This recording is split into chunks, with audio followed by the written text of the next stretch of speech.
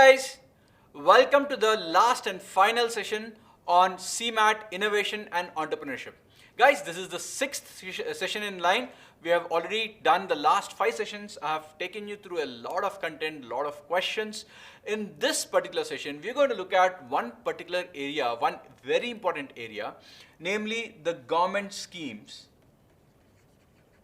that have come out in the last not just 5 or 6 years. In fact, I'm going to talk about the last 15 years, the government schemes which in my opinion are important that have come out with respect to startups, right? The schemes which the government has come up with in the last few, probably one and a half decade to help startups build in India, to build the startup ecosystem in India. Okay, so that's what we're going to talk about in today's session. So let's go ahead. But before we go ahead, my friends, as a reminder, once again, if you have enjoyed my sessions, if you want to get more sessions like this, please click on the notification button as well as like this particular video, subscribe to the channel, be a part of BYJU'S exam prep over the next few months, and make sure that your dream colleges are within your reach. Right. So one thing about this session is, see, if you remember, if you've gone through my last 5 videos, there was a lot of explanation that I did. Right. I explained a lot of concepts. I gave you questions based on the concept. It was a nice interaction. However, this particular topic or today's session is going to be more about remembering. Okay. So please keep notes or a pen and a paper beside you. Mostly what we're going to talk about today are the schemes and data related to the schemes. There's nothing much to per se explain. Yeah, a little bit of explanation is required, but more importantly, you have to memorize these schemes, or at least the things which are related to these schemes. Well, hi Radha, Shahrukh Mirza. Very good afternoon to all of you too. So let's go ahead and take a look at what are these schemes that I'm going to talk about. So I have made a list of about 11 or 12 schemes, my friends. So I'm not saying these are the only schemes, but yeah, these are the good ones, important ones, but there are others that you could probably want to refer to also. But this is not an exhaustive list. Exhaustive means all encompassing. This is not a list which has everything in it. I have just picked up the ones which I feel are good. I might have missed 1 or 2, but again, there is only a limited amount of time for me to cover. So let's see what all can be covered in this. So there's no point in reading out the names. Anyway, I have a slide one after the other. I'm going to explain each one of these schemes. I'm going to talk about who started it, which part of the entire government is going to look into it, what is the time, or rather the month and the year that has been started. So these are the important points that you need to keep in mind. Okay, so let's start off with the first scheme, which is Startup India Initiative. Now this Startup India Initiative was launched on 16th January 2016. So it's almost 6 years old now. Okay, it is basically, the purpose was to increase wealth and employability.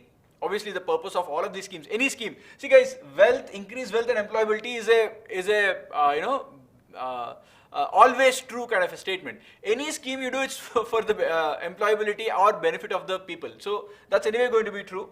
But one of the important things about this scheme is it gives tax benefit to startups under this particular scheme, especially your income tax or corporate tax. So income tax.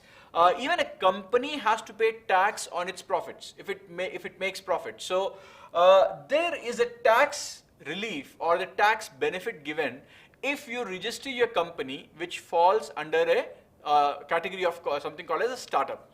So if you register it that way, if you get recognized as a startup under this scheme, then there are certain benefits. So don't worry about what is the benefit, what percentage, what amount. That's not really that important for you right now. But the important part is broadly, what does this scheme do? Okay. Then we are also talking about maintain. So who's the what is the department which is involved in this? Okay, it's maintained by the Department of Industrial Policy and Promotion. So if the examiner is going to look at making a question, they can say which of the following schemes is maintained by so and so department, and then they can give you 4 schemes. Okay, so it's important to know. So as I said, everything we will be looking at year of start, year, date. We are going to look at basic idea. Broadly, what does it do? And the third important point is department involved. Okay, so in some slides, by chance, if I missed any of this data, I'll get back to the data, but make sure that this is what you need to by heart for each one of these schemes. Okay, Then we are going to look at, okay, so recently overall age limit for the startup has been increased from 2 years to 7 years. So let me explain what this point is. Earlier, for definition of a startup, a lot of criteria was used. One of the criteria that was used to call something as a startup is so it should have, for me to apply as a startup, I should be less than or equal to 2 years old as a company. So from the date of incorporation, if it is crossed 2 years, then I cannot apply or register myself as a startup under this scheme. But that has been increased to 7 years because there are certain companies where they could be called as a startup even after 5-6 years of establishing. Especially if you're looking at biotech firms. Biotech guys, to get a breakthrough, to get something tangible, it cannot be done in 1 year or 2 years. I don't know how many of you know this, especially if you're looking at pharmaceuticals is not a startup, but I'm just taking that as an example. If you're looking at any pharma company, any of the big companies, not startups, any big companies, for them to develop anything called as a medicine, a drug, a molecule to be synthesized, it takes anywhere between 7 years to 10 years. This is the amount of time it takes for them to develop one drug which can cure a particular disease. All the synthesis phase to the final testing and getting the final approval to be used it or to be administered to the humans. So that stage could be anywhere between 7 to 10 years. So you are having companies which will take this long for you to even get out the first product. So given that, the government has realized that 2 years is too short a time, so they increased it to 7 years, and especially the firms which are into the biotech side, right, they will take a little bit more time, so the age limit is 10 years from the date of incorporation. Okay? Here are GKs has a separate section anyway here are. Okay, so innovation and entrepreneurship, if you ask me, GK aata hai. Technically, yes, I can say, for example, if I say, when did this start? Abhi ye GK hai ki innovation ke upar and entrepreneurship ke upar question hai. I mean, it's up to you. But yes, these kind of questions can come in your section called innovation and entrepreneurship. You can call it GK or not, that's fine. Okay? अच्छा, आपका statement था कि question था वो? Statement था. Sorry, there was no question mark. Okay, fine. Right, so let's go ahead. So this is the first scheme that we discussed about, the Startup India initiative. The next scheme we are going to look at is something called as Pradhan, Mantri, Mudra, Yojana. This Mudra is actually a acronym. Okay, so let's take a look at. By the way, guys, a lot of these terms the acronyms have been I've put up. You need to write down the full forms also, which I have mentioned there. Why Pranav sir is not taking class in GK? That I'm not aware. I think the classes are lined up. Please, be a part of the channel. You will be getting the notification. There are definitely sessions of Pranav sir. I'm sure of that because I've seen the schedule, but I don't remember exactly kab hai unke classes. But definitely the classes are happening. Okay. Anyway, so what is this Mudra? It's basically micro units development refinance. This is refinance agency. Okay, these are banks that have been created. It's basically a set of banks. Mudra banks is what you call them. Now, what is the purpose of these banks? It's basically to enhance the credit facility and boost the growth of small business, especially in which areas? Rural areas. See, guys, one of the biggest problems in city, we have enough infrastructure, enough banks, enough institutions. People born in city do not have the problem of able to get a loan. I mean, yeah, getting a loan is not easy, but it's not that difficult compared to a rural person. So when you're talking about people who want to start something in the rural area, especially a business, you need to have, you don't have an HDFC bank there, you don't have an Axis Bank kind of a companies there or banks there. Probably SBI hoga, but again SBI might not be there in all the areas. So how do these people reach out? Either they have to reach out and go to a different place, but then they will ask, okay, where do you stay? You don't stay in my area. How can I give you a loan? What are the documents you have? Hazar questions, thousands of questions come your way. So what they started is something called as a Mudra set of banks, where their purpose is to look at micro units, basically small units. You're not talking about crores of loans. We are probably talking about few thousands of rupees or probably up to few lakhs of rupees. Okay. In fact, I'll talk about the 3 types of loans that they can give. But more importantly, the date when it was launched was 8th of April 2015. In fact, 2015, a lot of schemes have come up. You'll see the dates. Okay. So 2015 is the date for this. You're looking at 3 types. So the loans that can be given out there are categorized into 3 types: Tarun, Kishore, and Shishu. Now these loan names are given out based on the loan amount that can be given out under this name. Okay. For example, if you look at a Shishu loan, you can give from obviously 0 to any, but up to 50,000. So 0 to 50,000. So up to 50,000 you want, they give it to you under the, it's called as a Shishu loan. Small, Shishu means in Hindi, a small kid or something like that. Kishore is the middle loan. You are talking about 50,000 up to 5 lakhs.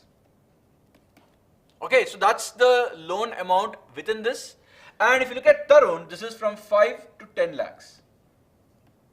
You cannot go under this scheme. You can't get more than 10 lakhs. So the 10 lakhs is the is a ceiling for you, right? So, but again, as I said, you're not looking at rural areas. I mean, people in the rural area starting with businesses which will require lakhs and lakhs of rupees. That's one of the reasons why this scheme has been put in with a modest amount of money, not crores of rupees at all. There are different schemes for that. We'll look into it. But right now, this is the level. Okay. Here, what is the most important scheme? It's very difficult for me to tell you what is the most important scheme, because all these schemes are important if you ask me. That's one of the reasons why I've picked up these 10, 12 schemes. But the whole idea is, I would say whichever schemes have come up in the last 1 or 2 years would be the most important for you. Okay, so I have put them up. Incubator entrepreneur. Okay, Harshini is asking this question, friends. Entrepreneur and incubator. Now there's no comparison here. First of all, there are 2 different dimensions altogether. Entrepreneur, I explained in the last video, last session of mine in CMAT 5, where a company gives the objective of starting something new, starting a new product, doing a research on that, building a new product to one of its employees. That employee will be called as an entrepreneur. So you are a part of a bigger company, but they made a small unit for you. They gave few resources, some capital for you, saying that, okay, start working, see if you can work on this. Okay, incubator is a different idea altogether. Entrepreneur is a person, right? Incubator is an environment. Basically, it's first of all, what is the meaning of incubator? Forget about finance or forget about startups. In general, incubator is is a place where something grows. That's the meaning in English. Something grows with care, under protection or care, under some caretaker or protector. Okay, so incubator typically is something where you store things and they slowly grow and you're taking care of them. When it comes to a startup incubator is an ecosystem where an institute like an IIT Kharagpur or IIT Kanpur, they have incubators. So basically what they do there, I'm using that as an example, is if a student, let's say I'm IIT Kanpur, I have an incubator division. So what does the division do? If one of my students, whatever, it could be a PG student, UG student, whoever, has an idea to start some company of their own, so they can approach this incubator cell or the incubator department and basically put forward their idea. If I as an incubator get convinced that, look, there is potential in this idea, I will help this person to set up his own, to set up his own company. I will help them. See, setting up of a company itself is a tedious task. There's so many rules and regulations you have to follow. First, starting from there, I'll help you to set up a company. I'll try to, use my resources to get you access to people, personnel that you can recruit. I can, share my resources with you. I can share my research people with you, whatever. So the whole idea is I'm helping something grow. Typically, if a startup is being helped to grow, that is called as an incubator. Okay. Now, accelerator. So accelerator is something different. Now, as the name indicates, typically what happens in an accelerator is you take firms which want a growth spurt. So you're not talking about inception anymore. The company exists, the idea is there. An accelerator, what it does is, okay, so till now you have reached the potential of generating, let's say, 1 crore revenue per annum. You're doing this, you're not able to grow from 1 crore to, let's say, 10 crores. So an accelerator basically takes like an incubator only, but here the purpose is different. It will help you go from this 1 crore to the next growth stage, from there to the next growth stage. So that's basically what you're talking about as an accelerator. Okay, Jagdish, I hope that's what the answer is, and I hope that clarifies. And Harshini, I hope your answer is also clarified. Clear? Well, let's go ahead. So these are the this is the second scheme, which is Pradhan Mantri Mudra Yojana. Mudra, please remember, it's got to do with micro units development. Okay, micro units development refinance agency. So they can ask you what is the correct full form of Mudra, and they can give you 4 different answers in which the words are twisted. Okay, company helps in funding is called Jagdish. I mean, it could be an investment bank getting a funding, it could be a venture capital funding, depending upon what kind. See, what funding are you talking about? Okay, if you're talking about I am a big company, I want a loan, and a company and a bank which helps me get a loan by raising money from, or an institute which helps me get a loan by raising money from various sources, is typically your investment bank. Okay, one of the purposes of investment bank is to let, or hire its services, give its services to a company that wants to raise money or sell some part of the business. So that is one way, that's one bank called an investment bank. It is not typically a bank which will take deposits and give loans. They don't do that. What they do, their expertise is, they will talk about IPOs, taking money from the people and giving it to the company, which is where an IPO comes in. Raising loans. So if let's say Reliance wants a loan of $1 billion, that's about 7,500 crores. Now, single bank might not be able to do it. So an investment bank comes into play. It will go to different people, maybe banks, maybe private equity, whatever else it is. Their job is to collect people to come together and give this 7,500 crores to Reliance. So again, different types of funds have, depending upon different types of funding, the name is used. If we are talking about a startup and I'm an angel investor, now I can invest only up to, let's say, 10-15 lakhs. Now the company is grown and it wants to take 1 crore of investment. I can't give that, so I will introduce them to a private equity or somebody like that. So again, as I said, we had a complete session on this. Depending upon the funding, which stage you're getting in, the name is used accordingly. Seed funding. So seed funding is done by angel investors typically. ANGEL, angel investors. Okay, so people who give the initial funding is basically called as are called as angel investors. Broker between the deal. It could be, I mean, there are many companies that do that. When you're talking about this introduction, so basically they are nothing but brokers. Then you are introducing people with an idea which is basically, okay, I am searching for people who can invest in me, but I don't have access to them. There is somebody who knows people who want to invest, so they will try to connect the two of us. So he's an in-between guy. I don't know if there's a particular name, frankly I don't know if there's a particular name, but they charge a small commission for bringing me to people who have money and bringing people who have money to me. So they charge commission for that. Anyway, so let's move on. Okay, the next thing is Dairy Process and Infrastructure Development Fund. This is one of the very big funds, very big initiatives which has been taken by the government. It is under the NABARD. Now, NABARD is a bank, again, National Bank for Agriculture and Rural Development. Please remember the full form. Okay, it's a bank for the development of rural areas and, of course, by their extension, agriculture. Okay, it was introduced in the Union Budget of 2017-18. In the budget of 17-18, this was introduced. This was 5 years ago, approximately. Okay, so here the whole idea here is, if somebody wants to start a company there under this scheme, I will not give you the full 100% loan. You put 20% and I'll put 80%. That's the basic structure they're looking at. Because one of the this is something which you need to understand, not just about this particular scheme, in general also. No investor, when I say no, usually the practice is people don't give you 100% of the money as an investor. So what they will ask is, how much money are you putting in? Yes, in some cases they'll put full money also if you don't have any money at all. But ideally, if they know that you have some money to invest, they will ask you also to put the money, and there's a nice reason to it.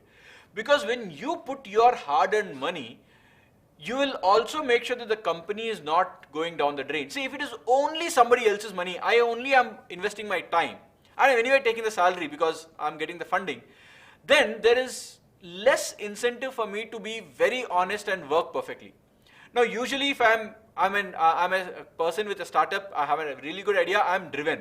But there'll be some odd cases where I show the idea, I take the money, but I don't really deliver on it. So if there is my money involved, if I am also investing my money, then I know that if I don't work, my money is also going to be lost. But if it is only the external party's money, then they use this phrase called as skin in the game. Skin in the game. So when you have your own skin in the game, there is going to be more seriousness from your side. Okay, so that's one of the reasons why it's a good practice to have at least a small percentage coming from the founder or the company owner. Okay, so I think difference between hedge funds and private equity, Rohit, I already discussed this in my session number 3 or session number 4. In fact, I discussed mutual funds, private equity, venture capital, angel investor, hedge funds. I discussed all these types. Please refer to the video, my friend, because we have a lot of content to cover right now. So I don't want to go back to something which I've already done. I hope you're okay with that, Rohit. Anyway, so let's take a look at it. Now, look at this, guys. When this was introduced, the interest rates they kept it as low as 6.5%. Today, you will not get a loan, anything, even a house loan, you will not get for less than 7.5%, or rather 7%. At that point, so 5 years back itself, they kept the loan interest rate too low. This is like a dream at that point in time. Okay, the period of repayment was for 10 years. So that's the timeline that they have given. Now here, it is not just the central government that was looking at. So it is basically central government. Majority of the work is done by the central government, but the state government has to be a guarantor. Now, who is a guarantor? A guarantor typically is used or is required in the case of loans. For example, when you take a loan, if you are not working, if you are taking a loan for your education or something like that, some banks will require some guarantee from your parents. The meaning of a guarantee is if you are not able to pay the loan, then it will become the headache of the guarantor to make sure that the loan is paid. So which means legally they can go and catch hold of the person who's given the guarantee on your behalf. So here the state government becomes a guarantor for all these kind of loans. So if the person does not pay up to the center, then center means the central government, then the state government will have to pay this money to the center, to the state central government, which means the state government has to make sure that these people are doing their job correctly, they are taking the money and not misusing it.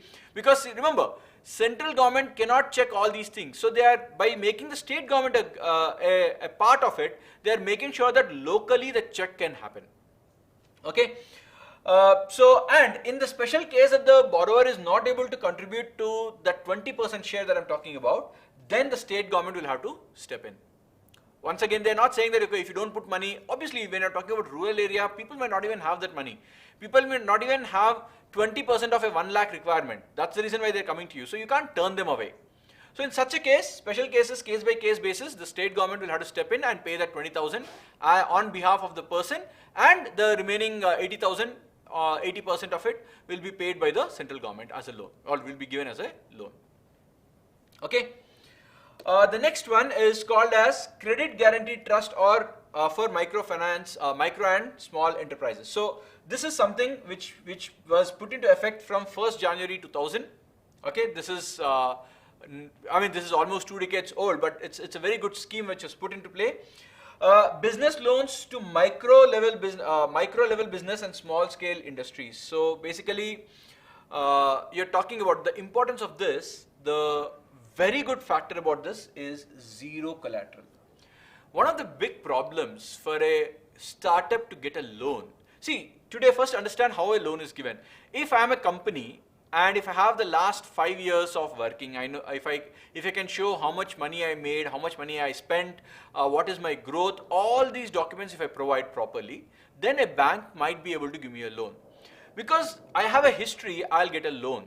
The problem with the startup is it has no history at all. Then ideally what banks do is they take a collateral, right? But then as a founder, as a startup, or as a person who's coming from the rural areas, if I don't have collateral, but I have a brilliant idea, you're not giving me money for the idea because you're going by the rules, saying that look, you don't have a past, you don't have a collateral, I can't give you a loan. But then you're killing a very good idea. So that's where this comes in. This scheme, the reason why I put it is because of this zero collateral. Okay, so they were giving loans to this micro level businesses and small scale industries without taking a collateral, and it's a huge thing. Okay, the rates are highly subsidized, like I showed you last time. 6.5 is highly subsidized 5 years back, and so on and so forth. So this comes under SIP-E. Again, this is a very powerful institution when it comes to, not powerful, useful institution, let me put it this way. Small Industries Development Bank of India. SIP-E, the full form is Small Industries Development Bank of India. Now this can provide up to 1 crore, if you can notice. You're talking about up to 1 crore of loan without collaterals. That's not a small amount at all. Okay, it is primarily meant for manufacturing units. Ideally, if you want to set up a manufacturing unit, let's say you're talking about manufacturing some kind of a ancillary of some automobile, you can set up a furnace this thing and manufacture small parts in a rural area and supply to a big manufacturer. Or if you want to look at making some plastic molds or something related to that in manufacturing, you could probably go ahead, apply to this, get a loan, set up your manufacturing small units, and then take business forward from there. It can be availed in the form of working capital or a term loan also. Now what is working capital? So the loan here is not just talking about setting up of new companies. If I already have a company but I need working capital, what is the meaning of working capital? Let's take a small example. Let us say I am making plastic utensils. I'm a company which manufactures small plastic utensils like jugs, mugs and all. I'm in a village, right? I manufacture from there, I send it to the town. Now suddenly I get an order. Normally, let's say I make 50 lakhs revenue. 50 lakhs revenue, I'm not talking about profit, revenue. In which case, I spend probably around 20 lakhs of expenses for this. Let's say now I get, usually this is what happens, I make some money, I'll use the money to make the next year's raw material. I'll make a little bit more money, I'll grow, so I'll keep growing slowly. Suddenly, let us imagine that I got a nice government offer or something like that, government contract or a private contract also for that matter, to make something for 5 crores. 10 times of what I used to do.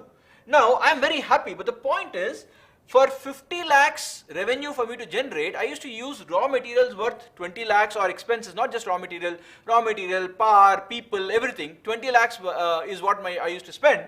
Now, proportionately, if I take, I'm just taking a simplistic case. So 50 lakhs, 10 times is 5 crores, 20 lakhs, 10 times will be 2 crores. Where will I get this from? So this is a short-term requirement, because if I get this, I know I'll be having the contract, I can sell it and get 5 crores from it, and I can pay back this 2 crores also. Okay, but this requirement is called as working capital. So the capital, the money you need to continue running your business is called as working capital, which is different from a loan that you're taking to survive. Loan for survival is not called as working capital. Working capital is you have an option to grow, you're using this money to grow your business, or you know that, okay, every year in this month my sales are low, but I have to pay salaries only for this month, so I will take a loan, and next month again my sales will be up, and this has been a cyclical thing for the last 2-3 years. I know this is going to happen. I'll take a short-term loan for 2 months, you pay the salaries, and then when the money comes back, I'll pay back. So that's called as a working capital. Yes, Aurora, capital required for day-to-day work. Okay, so this particularly for these kind of things, when somebody has a big opportunity, it's a huge growth. They should not miss out on this kind of opportunities. So that's one of the reasons why this particular scheme was also launched. Okay, the next scheme we're going to talk about is ATAL Innovation Mission. it was, while ATAL is in capitals, it was named after the former Prime Minister of India, ATAL Bihari Vajpayee ji. So it was introduced in the budget of 2015. Basically, this is to integrate the industry and the academy, right? So what happens is that there'll be a lot of disconnect between what is being researched and what is being done in the industry, what is the requirement in the industry. So this is one mission, ATAL Innovation Mission, where they try to bring forward the people who are in the academy. Academy means the scholars, basically the teachers, the professors, as well as the people who are starting up companies or who have just started up companies, to get together to understand what they could provide, what is the need here, is there any way in which they can benefit from there. Okay, so it is basically to research, development, and basically to help in the innovation. So that's the basic idea of this scheme. It's a very straightforward idea here, nothing much to remember, but yeah, 2015, as I said, too many things got introduced in the year 2015, so please keep that in mind. Once again guys, reminder, please click on the like button, subscribe button, as well as the notification button. While this is the last session for CMAT, Innovation and Entrepreneurship, we have still strategy sessions coming your way. The exam is on April 8th, I believe. So I am also taking an analysis on that evening itself. So please be tuned onto our channel to get notification about all of these things. Radical and breakthrough innovation. Anup, I have already discussed this. Again, radical innovation, breakthrough innovation, I have discussed this, but for you to understand, breakthrough is a new technology to do something old or something which was done. Radical is a complete game changer. Okay, for example, how would I say radical? Yes, so if you're looking at breakthrough, breakthrough, it's basically tech related. So I use the example, if I remember it correctly, I use the example of Dyson vacuum cleaners. You know, Dyson vacuum cleaners without a bag. Vacuum cleaners typically has a bag or a box where the dust is collected. But they came up with something called as bagless vacuum cleaners. That's called as a breakthrough in technology. You are coming up with something new to do the same old job. Whereas radical basically means you're changing the entire dynamics itself. For example, if I have some way in which I can say I don't have to use a vacuum cleaner at all. If I just press a button and then my house is clean. I'm just using an example, right? That could be an example of a radical. So one of the things in radical was introduction of smartphones. That was radical because that did not exist beforehand. You had a normal phone, but the whole idea of looking at internet on the go, it's basically radical as an idea. Okay, so I hope that clears. But Anup, I have discussed a lot more clearly in one of my previous videos. Okay. That's one. The next thing is support for international patent protection in electronics and information. So this is again a really interesting setup, guys. One of the key problems that a startup faces is patent. You would have heard about stories, especially there's a disruptive innovation. Yes, that's correct. Radical is disruptive, something which is entirely new, which has not been thought about before. Anyway, coming back, one of the problems that startups face is that they don't have any protection for their innovation. Okay, what happens, and you would have seen this idea of social network as a movie and things like that. I don't know how much of that is true, but the whole idea is correct. If I am a startup, I'm a small guy, I don't have legal fighting power. I'm trying to make my whole mind and objective, I'm spending my mind space in creating something new. When I'm creating something new, typically if I am successful, I should be able to make money out of it and grow as a business. What can a big company do to disrupt me? First thing it can do is, can it copy my model as it is? Now the problem is, I'm a small company, only 2 or 3 people work for me. It took me some time to get a technology, to make the product. Slowly I will figure out how to take it to the market. People should like it, I should market it, all that will take time. A big company can straight away copy my idea as it is and then go to the market because they have a lot of money behind them, they have a lot of resources behind them. So in a way, I don't know if it is cheating or not, but the whole idea is they can do it and they can kill my company even before it takes birth properly. So if my patent, if I apply for a patent or if it is taking time for a patent application to process, Then within this time, another company can copy the product and bring it out. Then getting the patent is of no use, because the patent depends on is the product already in use or not. A patent will not be given to you if the product is already in use, or the idea is not unique. See, somebody wanted to file a patent saying that eucalyptus oil will be used for something. Well, it might be news to the Americans, but we have been using eucalyptus oil for centuries together. We knew about the good uses of eucalyptus oil. So you can't file for a patent saying that, look, I have discovered this. You are an idiot. You just discovered it right now. So the whole idea is, the idea, the approach, the whole thing should be novel. Means it has to be new. It is not very obvious. Okay, so that's one thing. The second thing is, it has to have the product should not be existing. Obviously, that's when you're talking about novelty. So if that is the case, then if the patent filing and getting the patent is taking time, then within that time I could get my company killed if somebody else copies my idea. So that's the reason why for a startup it's very important. This is one of the things which is very important for a startup. Basically, it's not just fastening or hastening the speed of patent, but what the government is trying to do is also to give financial support for international filing of information communication technology and electronic sector. So it's specifically looking at IT and electronics, which is where most of the innovation is happening nowadays. So they are saying that, look, we will give you money also, don't worry about it, go ahead and file your patent. And patent is not universal.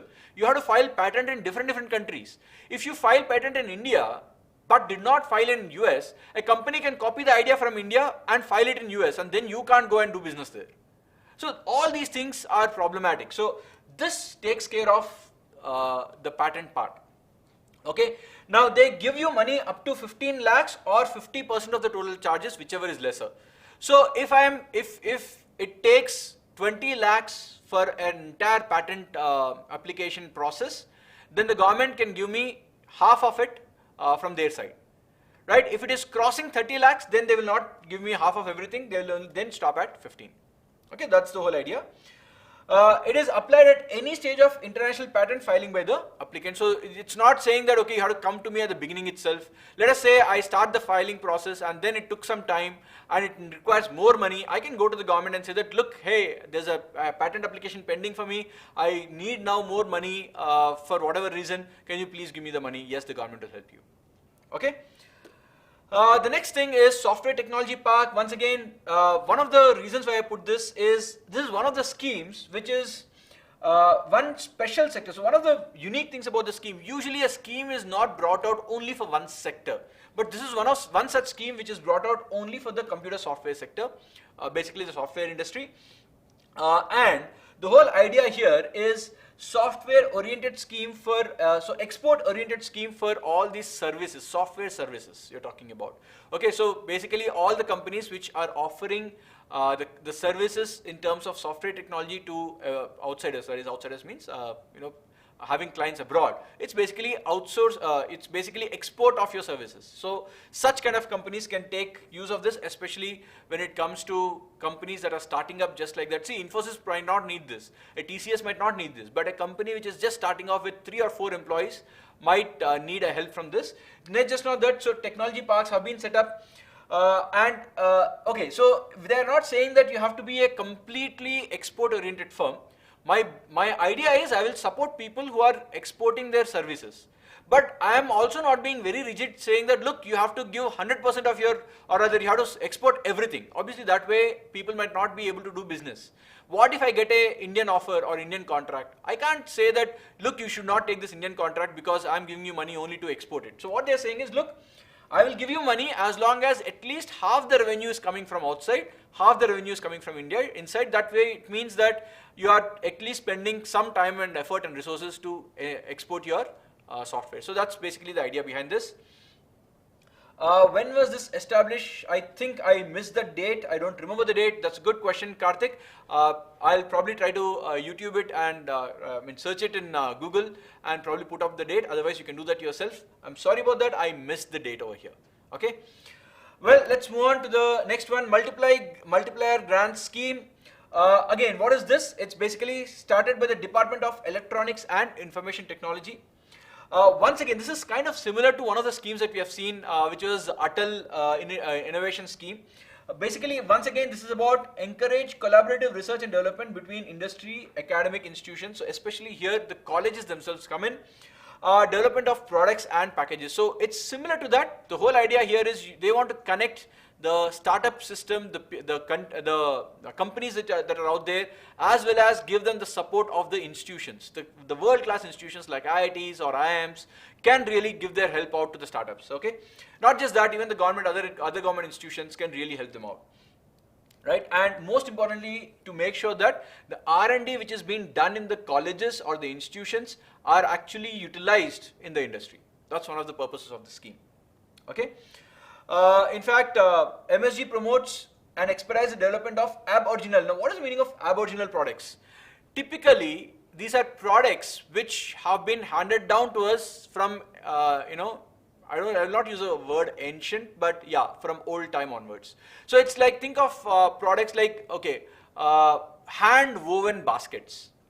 Now this has been there with us for a very, very long time, somewhere gone out of fashion. If somebody wants to bring it back into fashion, probably they can go ahead for this. Ab-original basically talks about original for a particular country or for a particular area, kind of out of fashion right now, but getting back, or you want to bring it back. So that's the basic idea. Indigenous is what the right word is over here. Raj, see guys, what if it is 40% or less than 50%? Year on year is not a problem. See, every year if there's a trend of it, it's let's say it becomes from 50 to 40, 40 to 30, and then so on and so forth, then there'll be a problem. 1 year, it becomes here and there. Usually, you can't say exactly how much revenue you'll get from outside and how much you'll get from India.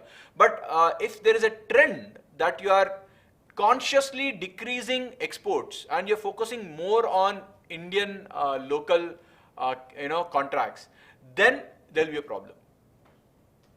Okay. The next is Venture Capital Assistance Scheme. Once again, while this looks like a hi-fi scheme, but actually this is for small agri-business, it's basically for small farmers.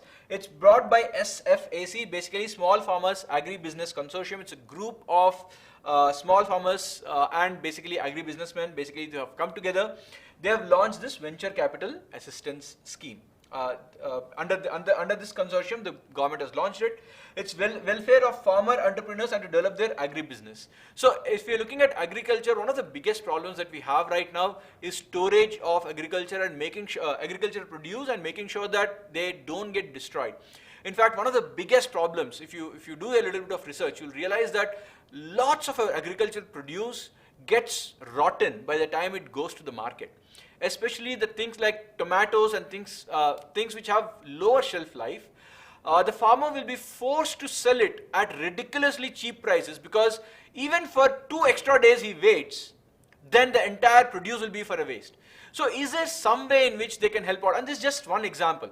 So there are many such problems in agriculture, which is where the help is required. So there is, in fact, if you ask me, people who understand that background, they can find a lot of opportunities in this particular sector, and to help such people start off and help. So you are letting somebody become rich in terms of solving a problem, and this solving of the problem will help an entire section of farmers. So it's not just that one company is becoming rich. In doing so, it is also giving solution which will be useful for a set of people who are otherwise currently having a problem. So anyway, so that's the whole idea here. So the quantum of loan will be 26% of the promoter's equity. So here the loan amount will be lesser. You're talking about 26% only. And if it's a hilly area, basically if you are in a tea estate or you're starting something with respect to that, I'm just giving you an example, could go up to 40% also. But this is maximum amount is up to 50 lakhs. Okay, so that's the kind of scheme you're talking about over here, Venture Capital Assistance Scheme. Okay. The next one is Aspire. Again, what's the full form of this? Aspire scheme. Again, this A is A itself. Okay, a scheme, AS, for promotion, ASPIR and E. Okay, this is the full form. A scheme for promotion of innovation, rural industries and entrepreneurship. Okay, this was launched on 16th March 2015. It is promoted by the Ministry of Micro MSMEs. MSME is the word, it's the short form, the full form is micro, small and medium enterprises. In fact, in trading also you heard of the word MSME companies. So basically you're talking about micro, small and medium enterprise. Typically medium enterprise is up to 1,000 crores, small is up to 500 crores, and micro is less than 100 crores or probably even less than that, probably 10 crores or something like that. But medium and small, this is the range. You're talking about the company's revenue. Okay. It was launched to set up incubation centers and network of technology centers for enhancing entrepreneurship across India. As I said, this is usually the goal to start up. There's nothing much to worry about this. This is the general theme behind almost all the schemes. It seeks to promote startups for innovation in agro industry. This is an important learning part. Anyway, that is mentioned. It's innovation, rural industries. In rural, mostly it's about agriculture, so that's fine. This is another scheme. So if you notice, quite a few of them are tailored towards agri, and a few of them are tailored towards your IT and computer software. So these are the main areas in which the government is looking at promoting innovation and promoting startups. Last, I think, this is the last scheme in my list. This is the SAMRIDH scheme. The SAMRIDH, the full form, is yes. Where is this? Yes, this is the full form. Startup accelerators of MATE for production, innovation, development, and growth. Okay, it was started, or it is under the Electronics, Information, and Technology, launched by the Minister Ashwini Vaishnav at that point in time. The time was August 25th, 2021, which is just last year, 5-6 months back, one of the most recent schemes. The whole idea for this is provide funding support to startups along with helping them bring skill sets together and help them grow successfully. So successfully and all is fine, but basically the most important talk about is funding support to startups, helping them bring skill. How do they do that? So the government can help them get resources in terms of, so if I am a company, and I'm not talking about software companies, if I'm a company that requires, I'm a manufacturing company, small manufacturing company, and I want people who are from my industry who knows how manufacturing this thing works.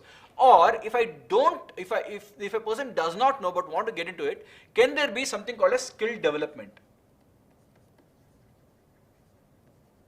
Okay, so skill development. So if a particular skill is required for a group of people to enter into a particular industry, yes, the government can help them and make sure that the industry, the small companies in this industry can absorb these people. So that's what it's called as skill development. So that's one of the things apart from giving funding. It's not just, the government realized by now that it's not just about giving money every time. There are certain problems which even money cannot solve, and one of the problems is getting people in a particular area with this a particular amount of skill set. So the government is also taking up initiatives. So if you take an example, if I'm in a hilly area, typically like Manali or some such place, it's tea estates. Typically the industry is about tea. If there is a particular skill set which is lacking, I can set up vocational institutes there which will train people on this particular skill and then make them ready for getting into the job.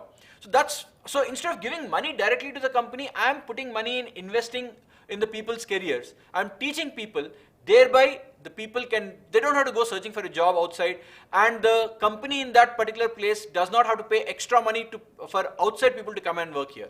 So I have local population, usually local populants or local population will not ask for too much of money because they have their own house, they have their own neighborhood, so that's taken care of. Usually what happens is, look, I'm in Bangalore right now, I've been settled in Bangalore for some time. If a company wants me to work in Bombay, they'll have to pay me extra because firstly, Bombay is costly. My house setup that I have over here, I have to take something on rent, I have to stay there. So all this comes into play.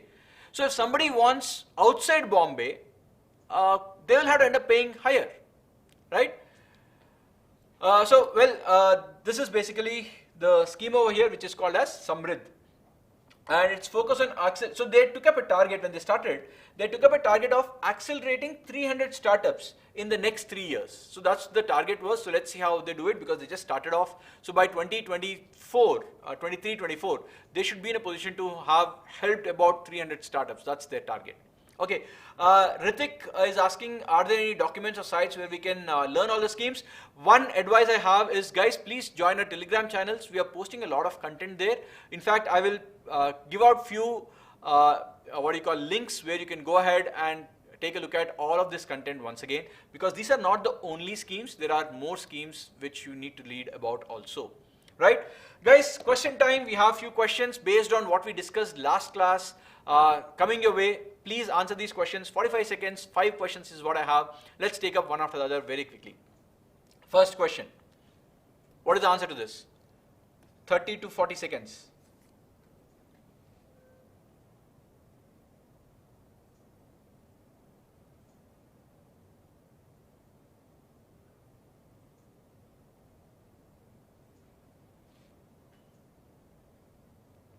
Anyone?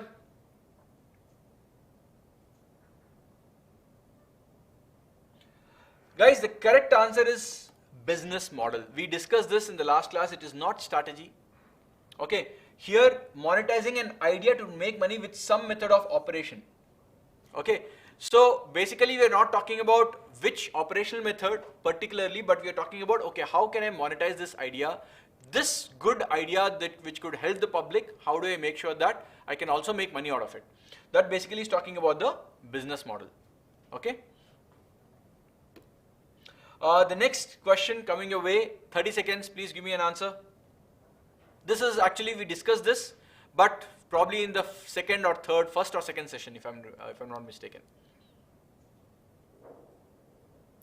Harsh, for business current affairs and autobiography, especially for business current affairs, please look at the last 6 months of news, 6 to 12 months of news. Okay, at least that is what you need to. Let's say last 1 year of news. Harsh, I just replied. Please look at what happened in the last 10 to 12 months of business affairs. Okay, what is the answer here? The answer is advantage to supplier. If the threat of substitute products or service is low, what does it mean? See, I am a supplier. I don't have competition. That's the meaning of threat of substitutes. There is no other product which can come and threaten my product. Who is it benefiting? It is benefiting the supplier, the manufacturer. Okay? It is not a disadvantage. It is actually a disadvantage to the buyer to an extent, because the buyer doesn't have choice. And it is not none of the above. The correct answer is option C. Okay? The next question is over here. You have another 30 seconds. Give me the answer.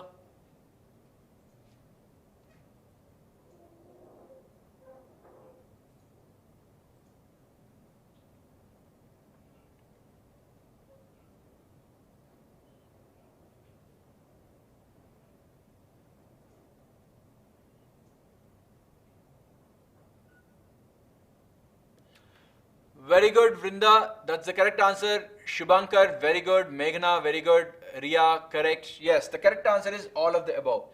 A business competing in a commodity-like environment. So what is the meaning of a commodity? Let me explain a little bit about the meaning of commodity. Typically, the word here, the word commodity explains to you that there is little or no differentiation. Little to no differentiation between products. Okay, a perfect example could be petrol or diesel, fuel. Now, frankly, there is no difference between an HPCL petrol or a BP petrol or an Indian Oil petrol or a Reliance petrol for that matter. It's at the end of the day petrol. Yes, some petrol bunks might cheat, that's a different issue. But all things remaining same, you don't have a difference in the product. So when there is no difference in the product, what are the other things that can actually affect its sale? So yes, the price will affect, because if it's the same product, whoever is giving to me cheaper, I'll go to him, right? So price will affect. Ease and speed of delivery. The second thing is, yes, if I know that there are 2 petrol bunks, one petrol bunk has 5 stations, the other petrol bunk has only 2 stations. I know that these 2 stations will always be full. 5 stations, probably the line will be moving faster because there are more number of stations there. I might go to a petrol bunk which has larger number of stations, because I will probably not find a longer queue there. Okay, so Ease of speed or speed of delivery, that also matters. That's one of the reasons why today you see everybody talking about 10-minute delivery, Zomato and Swiggy and everybody else. But yeah, ease and speed of delivery. Then ease of ordering, right? So if I know the product is same, but one product takes, the process of ordering or getting it is so tedious, whereas somebody else is doing it very, very easily. I will go to the other person because the product is same. Commoditizing something means more or less you're making it into something which is ready-made, not too much of a difference between this person and that person. So if that is the case, then I will go to basically the person giving me the best of these three things. So all these things are your answers. Okay, you should focus, a business competing in such kind of a product should focus on these three things, because if I don't get them right, the customers will go away from me. Okay. Thank you, Elakaya Kadrivelu. Yes, sorry if I pronounced it wrong. Thanks a lot for your good words. Right, guys, next question. 2 more questions I think I have coming your way. Please answer this. This is again straightforward. Not more than 30 seconds.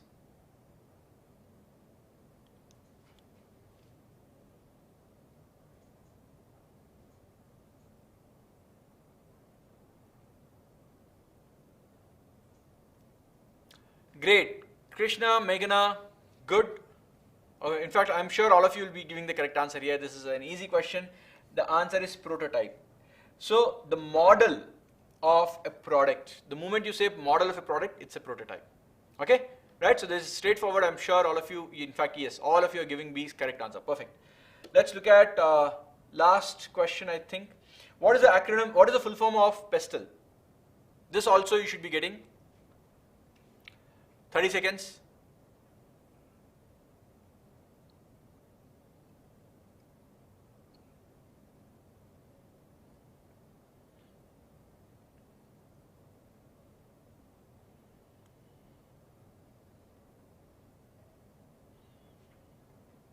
What is the correct answer to this?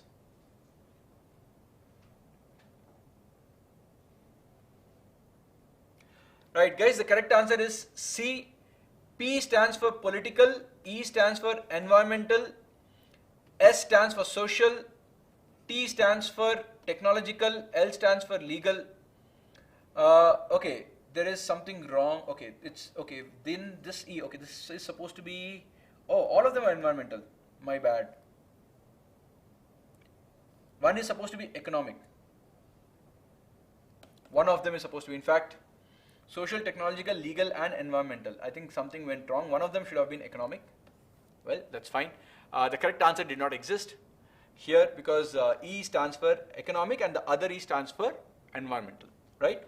Well, sorry about that. So let's move on. The last question. A business plan should include.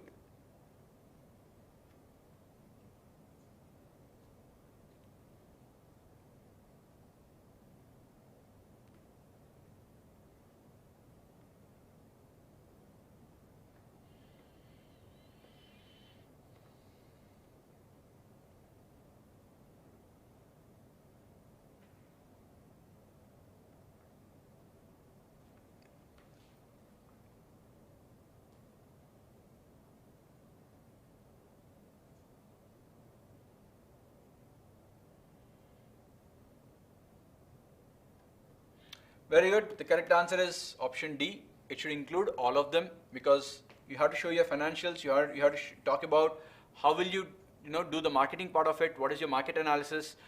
Both marketing strategy and before marketing strategy, what is your analysis of the market? And of course, the technical analysis. So all of them have to be there, right? So friends, that brings us to the end of our session and the end of our long journey of 6 videos, 6 sessions. And I've been very happy to take these videos. You've been a good audience. You've asked a lot of questions and I enjoyed answering them. Guys, I'm still there on Telegram. Please subscribe and join on to our Telegram channel. I'll be there to help you guys out. Thank you guys and all the best for your CMAT exam.